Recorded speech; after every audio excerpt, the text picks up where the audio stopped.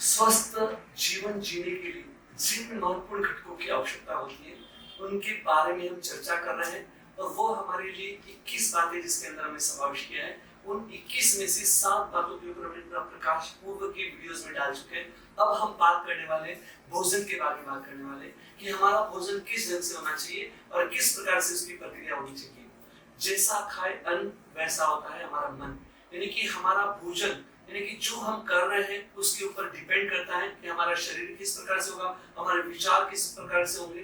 तो इसलिए हमें क्या करना है, सात्विक भोजन करने की ओर ध्यान देने की आवश्यकता है। भोजन कब करना है, कैसे करना है, उसके भी कुछ नियम होते हैं जिसकी भी जानकारी हमें होना आवश्यक होता है।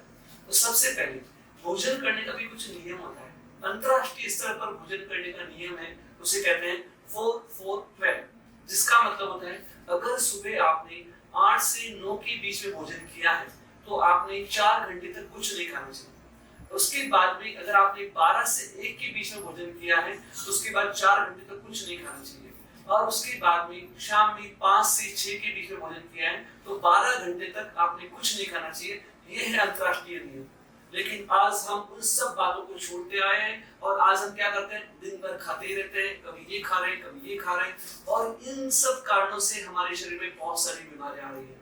तो उन सारी बीमारियों को लगाम देने के लिए जो भी 50% बीमारियां हमारे पाचन तंत्र से संबंधित है उनको लगाम देने के लिए हमें भोजन करने के लिए कुछ महत्वपूर्ण बिंदुओं के ऊपर आपका ध्यान आकर्षित करना चाहूंगा।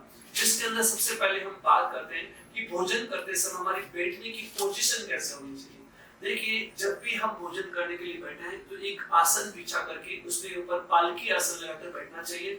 वो आसन में बैठना क्यों जरूरी है, क्योंकि देखिए जब आप पालकी आसन लगाकर बैठते हैं ना तो आपका ब्लड का फ्लो निश्चित ही हमारा डाइजेशन की ओर और ब्रेन की ओर होगा, यानी कि पैरों की ओर तो निश्चित नहीं होगा। तो इस कंडीशन में बैठकर हमें भोजन करना है और भोजन करने के बाद में एक छोटा सा पाटा लगाकर उसके ऊपर आप थाली रखकर भोजन करते हैं। और भोजन की थाली लगने के बाद में हमें क्या करना होता है, जैसे ही भोजन की थाली लग रही है उसके बाद प्राचीन काल में हम क्या करते थे, भगवान का नाम लेते थे, अपने अपने इष्ट देव को स्मरण करते थे। क्यों करते थे, उसके पीछे साइंटिफिक कारण था।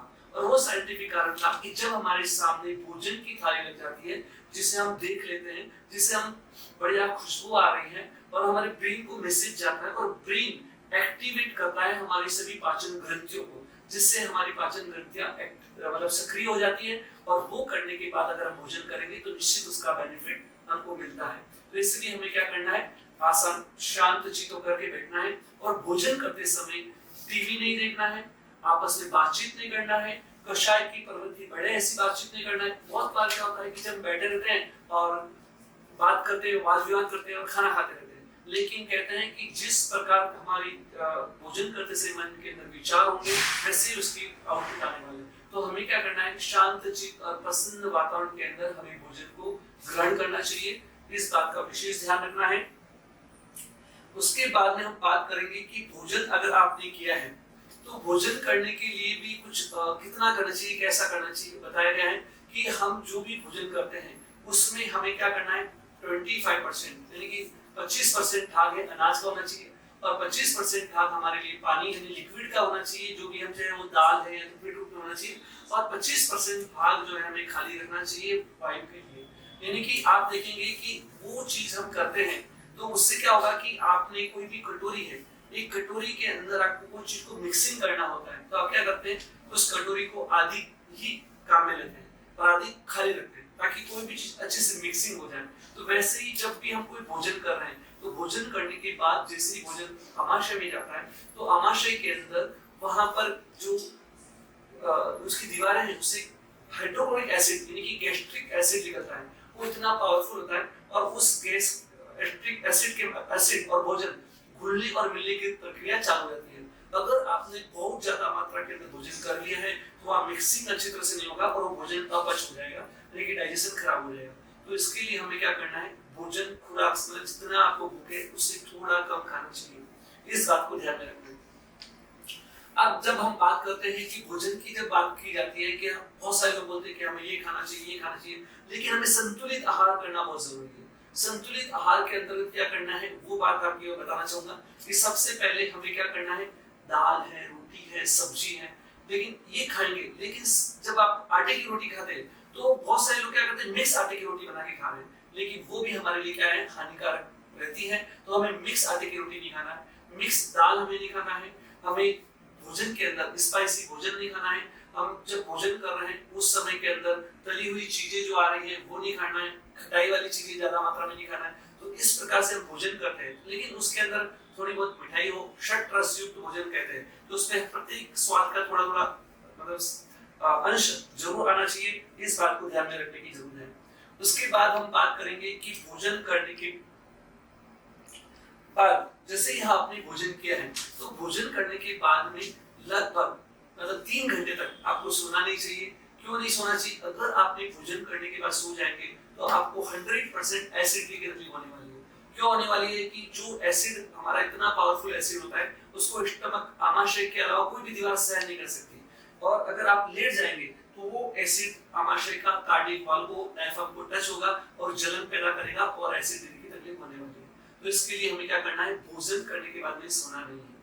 भोजन करने के बाद में कभी भी आधा घंटे तक पढ़ाई नहीं करना चाहिए, क्योंकि जब भोजन करते हैं ना तो भोजन करने के बाद में पूरी एनर्जी हमारा जो शरीर है वो भोजन को पाचन में लगा देता है, और उस समय अगर हम कोई एकाग्रता का काम करते हैं, कोई पढ़ाई का काम करते हैं तो वो बराबर नहीं होती है। तो हमें क्या करना चाहिए, आधा घंटे के बाद भी कर सकते हैं, और आधा घंटा आप हल्का सा 15 मिनट 10 मिनट ऐसा टहल लेते हैं तो भी आपका क्या है, पाचन तंत्र बराबर बना रहेगा।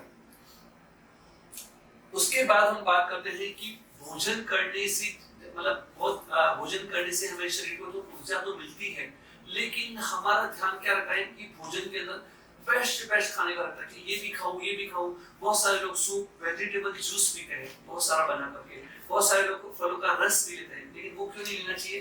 क्योंकि जब आप एक फ्रूट खाते हैं तो आपका पेट भरा हुआ लगेगा, लेकिन आप 5 फ्रूट का जूस बनाकर पी लेंगे लेकिन आपकी भूख नहीं मिटेगी, लेकिन एनर्जी लेवल आपका बढ़ जाएगा। तो उसको बाहर निकालने के लिए शरीर को ज्यादा मेहनत करनी पड़ती है। तो इसके लिए हमें क्या करना है, कॉम्प्लेक्स फूड लेना चाहिए जो धीरे धीरे आपके शरीर को क्या करेगी, एनर्जी देने का काम करने वाली है। तो और साथ ही साथ हमारे शरीर के अंदर स्टोरेज सिस्टम भी काम करता है, लेकिन आजकल लोगों को क्या है, हमेशा भूख लगती है, सुबह नाश्ता कर लिया, थोड़ी देर हो गई और खाने की इच्छा करती है, थोड़ी देर बाद और खाने की इच्छा हो रही है। उसके पीछे कारण है कि हमारे शरीर का जो स्टोरेज सिस्टम है वो बराबर काम नहीं कर रहा है। तो वो स्टोरेज सिस्टम बराबर काम करे, इसके लिए हमें क्या करना है, तो 7 दिन के अंदर एक उपवास या 15 दिन के अंदर एक उपवास जरूर करना चाहिए। जिससे क्या होता है कि हमारे शरीर को अगर एनर्जी नहीं मिलती है तो वो शरीर क्या करेगा, बचा के रखेगा, और उसका जो स्टोरेज सिस्टम है, जैसे हम कहते हैं ना कि बैटरी को जब हम चार्जिंग बराबर करते रहेंगे, वापस यूज करते रहेंगे तो उसका बैलेंस बराबर रहेगा और बैटरी बराबर काम करेगी। वैसे ही हमारे शरीर में होता है। तो हमारे शरीर को अगर हम बराबर एक उपवास बीच बीच में करते रहेंगे तो हमारे शरीर का स्टोरेज सिस्टम बराबर काम करता रहेगा। उसके बाद में भोजन करते समय कभी भी हमें क्या करना है, पानी नहीं पीना चाहिए। भोजन करते समय 1-2 घूंट पानी पी सकते हैं, लेकिन अधिक मात्रा में पानी पीने से वो एसिड को ठंडा कर देगा और आपका अपच की शिकायत हो जाएगी। तो इसके लिए भोजन करने के आधा से 4 घंटे के बाद में आप पानी पी सकते हैं। भोजन एकदम चबा के करना जरूरी है। देखिए आपके शरीर में कोई मशीन नहीं लगाई गई है कि भोजन को क्या है मिक्सिंग कर दें, मतलब छोटे छोटे टुकड़े में बांट दें। तो छोटे छोटे टुकड़ों में कन्वर्ट करने की जो मशीन है वो मुंह है। तो मुंह के अंदर जितना बारीक बारीक आप उसको टुकड़े कर सकते हैं, यानी कि एक मतलब प्राचीन कालीन ग्रंथों के अंदर आता है कि एक कोर को आप 32 बार चबाना चाहिए, एकदम लिक्विड करके आपको भोजन को पानी की तरह खाना चाहिए, ऐसा बताया गया। तो हम अच्छी तरह से इसको चबाकर खाएंगे। अगर 32 बार नहीं है तो कम से कम 20 बार चबाकर खाना बहुत जरूरी है। इस बात को ध्यान में रखने की आवश्यकता है। और भोजन करते समय टीवी और मोबाइल का प्रयोग नहीं करना, क्योंकि अगर आपने कोई भी ऐसी चीज का प्रयोग करते हैं तो आपका डाइजेशन सिस्टम बराबर काम नहीं करेगा, पाचन रस सिक्रेशन नहीं होगी, क्योंकि आपके ब्रेन को मैसेज ही नहीं जा रहा, मतलब पाचन तंत्र को मैसेज नहीं जाएगा कि आपके पाचन रस डालिए, भोजन आ रहा है, क्योंकि आपका सारा ध्यान टीवी और मोबाइल में रहेगा। और आजकल की तो जनरेशन की हालत ही खराब है। आजकल हमारे माता मतलब पेरेंट्स लोग क्या करते हैं, बच्चों के हाथ में देते हैं मोबाइल, देख बेटा छोटा भीम, और मुंह के अंदर मुट्ठू से देते खाना।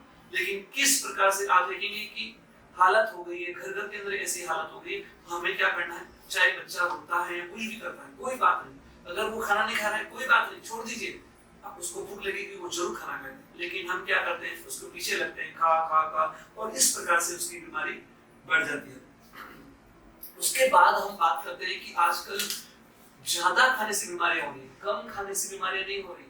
देखिए आज से 50 साल पहले हम देखते हैं कि पुराने लोग आज से 10 गुना ज्यादा काम करते थे और खुराक इतनी खाते थे, लेकिन आज हमारे सामने क्या हो गया, बहुत सारी वैरायटीज बढ़ गई है, ग्लोबल दुनिया हो गई है। आज हम कभी साउथ के आइटम खा रहे हैं, कभी नॉर्थ इंडियन खा रहे हैं, कभी इधर के खा रहे हैं, कभी इधर, अलग अलग टेस्ट के हिसाब से खाए जा रहे हैं, ज्यादा टेस्ट के हिसाब से हम ज्यादा भोजन कर ले रहे हैं, तो वो हमारे लिए हानिकारक हो जाता है।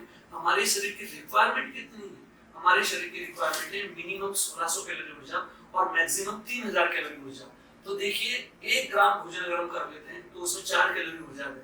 अगर हमने 500 ग्राम भोजन कर लिया है तो वो हमारे शरीर के लिए 2000 कैलोरी ऊर्जा आती है, जिससे हमारी सारी मतलब जो है फुलफिलमेंट, जो भी रिक्वायरमेंट है वो फुलफिलमेंट हो जाती है। उससे ज्यादा खाने की जरूरत नहीं है, लेकिन आजकल हम उससे 4 गुना ज्यादा खा ले रहे हैं, ठीक है ना, जितनी रिक्वायरमेंट है, और उसके कारण से हमारी पाचन क्षमता में कमी आती है। तो इसके लिए हमें क्या करना है, आपको भोजन ज्यादा करने की जरूरत नहीं है। उसके बाद में हम नॉर्मली बहुत सारे लोग क्या करते हैं कि जो बाजार में रेडीमेड फिल्टर वाले ऑयल्स आते हैं उसका प्रयोग करते हैं। उसमें क्या होता है कि विटामिन ए एडेड आता है, एक्स्ट्रा विटामिन ए मिल रहा है। ये विटामिन ए किसके लिए जरूरी है, जो कुपोषित है। आप सबसे अच्छा भोजन कर रहे हैं और आप उसके अलावा विटामिन ए लेंगे तो आपके शरीर में तकलीफ और बढ़ने वाली है, क्योंकि विटामिन ए शरीर के अंदर कम होना हानिकारक है, लेकिन ज्यादा होना ज्यादा हानिकारक हो सकता है। तो इसलिए हमें क्या करना है, उन चीजों के ऊपर भी ध्यान रखना है कि हमें खाने में जो बनाया हुआ जो ऑयल है वो ले सकते हैं। तो हमने देखा है कि इस प्रकार से भोजन के इन बातों को अगर अपन ध्यान में रखते हैं तो निश्चित जो भी आप भोजन कर रहे हैं शांति के साथ, प्रसन्न चित्ता के साथ करिए, तो आपका उसका पूरा बेनिफिट मिलने वाला है और आपके शरीर में कभी भी कोई तकलीफ नहीं आने वाली है और बहुत सारी बीमारियों से आप बच सकते हैं। बहुत बहुत धन्यवाद।